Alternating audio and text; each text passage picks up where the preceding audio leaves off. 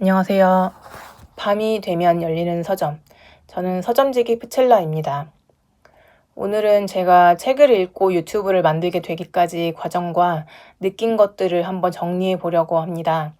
제 영상도 이제 얼추 20개가 넘었고 이쯤에서 스스로 결산을 한번 해봐야겠다고 생각했거든요. 저는 책을 읽는 걸 좋아하긴 하는데 어른이 되어서는 많이 읽지 않았습니다. 책을 읽는 건 재밌었지만 그것보다 더 자극적이고 즉각적인 경험들이 세상에는 너무 많았으니까요. 유튜브도 그렇고 텔레비전이나 친구랑 만나 술 마시고 놀고 쇼핑하고 이런 것들 있잖아요. 그러다 최근 몇 년 전부터 개인적인 정비가 필요하다 느꼈습니다. 저에게 그동안 인풋이 너무 없었다는 생각이 들었어요. 영양분이 모자라서 말라가는 식물이 된 듯한 느낌이 들었습니다. 이런 증상은 여러 곳에서 생각보다 광범위하게 저의 삶에 부정적 영향을 줬다고 생각했어요. 저는 그 원인을 인풋의 부족이라고 진단했습니다.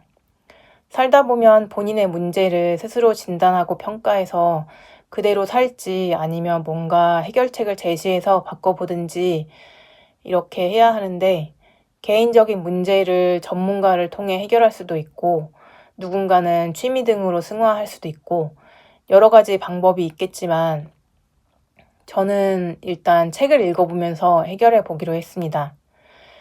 생각해보면 사실 그 전에 이미 여러 가지 방법을 써본 것 같긴 합니다. 상담도 받아봤고 그냥 부딪혀서 실패도 해봤고 친구에게 털어놓기도 해봤고 그런데 제 판단에 그닥 소용은 없었던 것 같습니다. 그 와중에 지난번에 읽었던 유시민 작가의 청춘의 독서는 어쩌면 책을 읽고 해결해야겠다는 저의 판단이 옳았다는 확신을 주었습니다. 아무튼 그래서 책을 읽기 시작했는데 그냥 읽고 끝내다 보니 뭔가 허무하다는 생각이 들었어요. 인풋을 만들려고 읽은 책 내용이 그닥 제 안에 오래 머무는 느낌이 안 들어서요.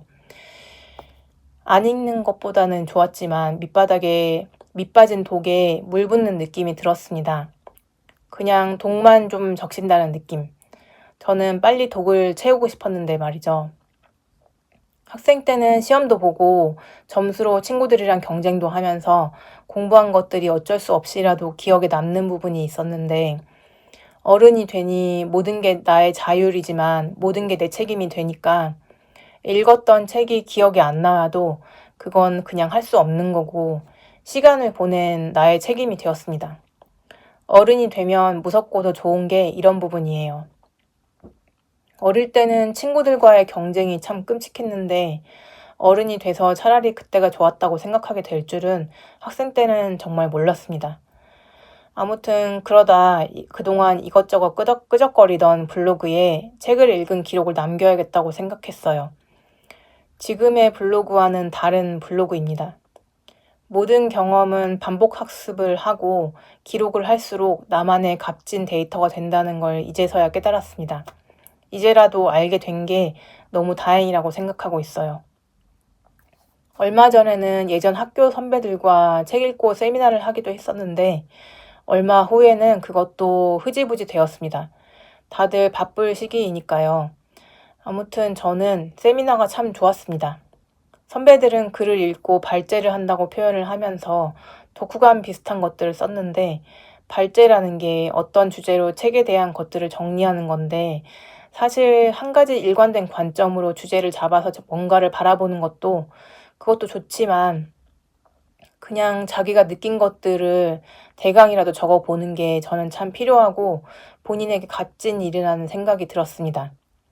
일관된 관점이라는 것도 결국 그런 단계가 먼저 있어야 가능하니까요. 책을 접하고 느낀 나만의 생각을 정리하다 보면 마치 What's in my bag이라는 콘텐츠를 찍듯이 내 머리에 뭐가 들었는지 들여다보게 되거든요. 그리고 세미나를 하면서 남의 머리 주머니에는 뭐가 들었는지 듣는 것도 재밌었고요. 좀 더 색다른 사람들과도 같이 책을 읽어보고 싶다는 생각을 했는데 이런 이유와 잘 때 듣는 콘텐츠에 대한 갈증 등 여러 가지 저의 니즈를 생각하다가 유튜브를 만들게 된 것이에요. 여러 사람들을 만나다 보면 요즘 사람들은 참 자기 얘기를 하고 싶어 하는 사람이 압도적으로 많다는 걸 느낍니다. 저도 마찬가지이죠. 근데 세상은 갈수록 바쁘게 돌아가기 때문에 말하는 화자가 정말 유명인이거나 핫하거나 도움을 줄 만한 사람이 아니면 아무도 그 이야기를 들어주지 않잖아요. 그래서 자기 얘기를 조금씩이라도 섞기 위해서 매개체가 필요하다는 생각이 들었습니다. 그리고 그런 매개체가 있어야 진짜 자신의 경험을 끌어내기에 좋고요. 또 매개체 없이 정말 생으로 자기 얘기를 하다 보면 이불킥하게 되는 일이 많은 것 같아요. 그래서 저는 그 매개체를 책으로 정한 것이고요. 이 일관되고 지속적인 매개체의 존재는 나의 경험치를 좀 더 구조적으로 만들어서 역시 내 경험의 가치를 올려준다는 생각이 들었습니다. 어쩌면 그래서 블로그나 유튜브 등 많은 개인 콘텐츠들이 더 발달을 하게 된 게 아닐까 생각했어요.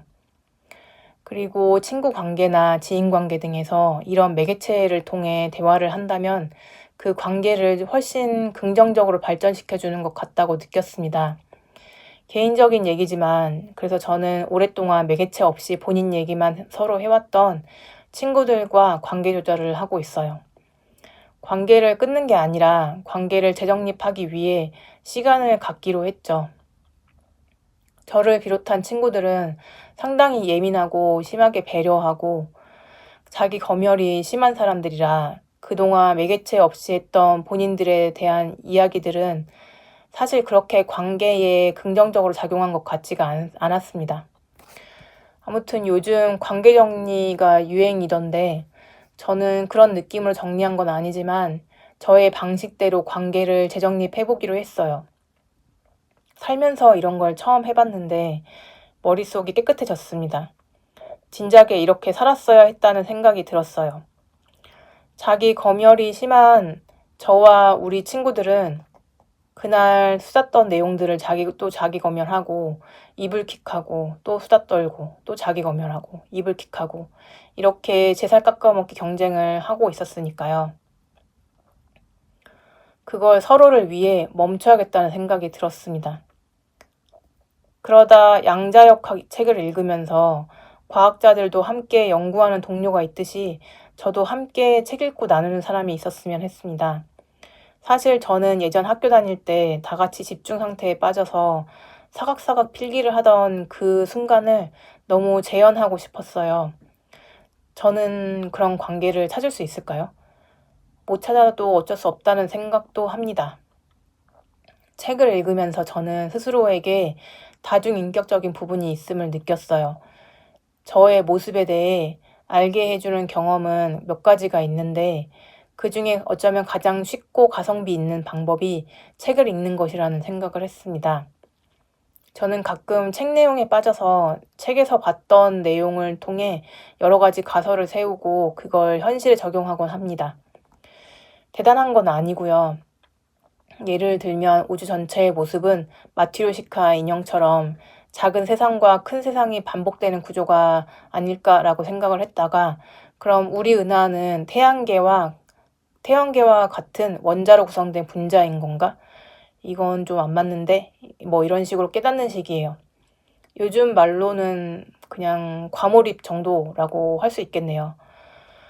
양자역학은 정말 신비로운 분야인데 현실의 결과가 과거를 결정한다는 부분이 정말 인상 깊었습니다.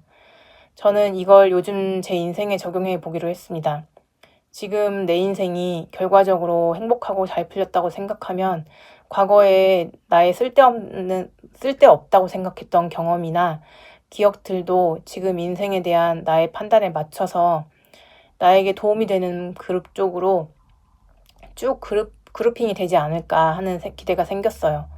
하지만 그렇다고 이런 공상들로 저의 현실이 방해를 받진 않습니다. 현실은 현실이고 저의 상상 속 실험은 실험대로 진행되고 그래서 스스로 다중인격이라는 생각을 하고 있어요. 제 안에는 여러 상상 속 실험들이 진행되고 있습니다. 저는 사람들이 다 저와 비슷할 거라고 생각을 했는데 얼마 전 이런 얘기를 남편과 하면서 다른 사람들은 당연하게도 저와 다를 수 있겠다고 느꼈습니다. 남편의 경우는 그냥 언제나 현실에 강력하게 닻을 내린 사람이었어요. 저의 경우는 현실과 공상의 양다리이고요. 아무튼 이런 남편과의 다른 점이 아쉽기도 하고 다행스럽기도 했습니다. 여기까지는 책을 읽기 시작하고 블로그를 쓰던 중에 깨달은 것들이라면 영상을 만들면서 느낀 건 제 목소리와 말투가 제 생각만큼 안 좋고 이상하진 않다고 느꼈다는 점입니다. 영상을 만들어 보기 전에는 그냥 무턱대고 제 말투나 목소리가 싫었거든요. 목소리를 고치기는 어려울 수 있지만 말투라도 고쳐보려고 일부러 좀 더 문어체로 영상에서 말을 하고 있어요. 구어체를 쓰면 제 원래 말투가 지속될 것 같았거든요. 영상에 등장하는 제 목소리에 대해 긍정적으로 느끼는 부분도 있지만 부정적인 부분도 있는데 예를 들면 제가 생각보다 글을 읽을 때 그리고 글의 종류에 따라 말을 더듬는 버릇이 있다는 점이었습니다. 평소 말투는 그 정도로 더듬지는 않는데 이 더듬는 버릇을 고치려면 저의 경우는 확신을 가져야 한다는 것을 알게 되었습니다. 영상을 찍을 때 글을 읽으면서 영상을 찍으면 가끔 입으로 읽는 것과 머릿속에서 스캔하는 속도가 안 맞아서 더 더듬게 되는 것 같아요. 영상을 만들 때 구어체랑 문어체의 느낌이 너무 달라서 읽으면서 어색하게 느껴지는 부분을 그때그때 수정하면서 읽는데 그때 여러 가지 생각이 들어서 말을 더듬게 되는 것도 있는 것 같아요. 영상에서 깔끔하게 말 잘하고 자기 표현 잘하는 다른 유튜버들이 참 부럽습니다. 그분들 보면 그냥 숨 쉬는 것처럼 말하는 게 자연스럽던데 어떻게 그렇게 더듬거리지 않고 말을 잘하는지 신기해요. 이외에도 마음에 안 드는 부분들이 많지만 조금씩 고쳐보려고 애쓰는 중입니다. 어쨌든 블로그보다는 유튜브를 만들면서 더욱더 깨닫게 되는 게 많은 것 같아요. 영상은 확실히 생각할 요소가 많으니까요. 이게 또 저한테는 참 값진 경험이었습니다. 여기까지 그동안 제가 책 읽고 영상 만들면서 책 내용 외에 느낀 것들을 두서없이 얘기해 봤습니다. 다음에 또 이런 결산 영상을 만들게 될 때는 훨씬 더 깨닫고 발전한 게 많았으면 좋겠습니다.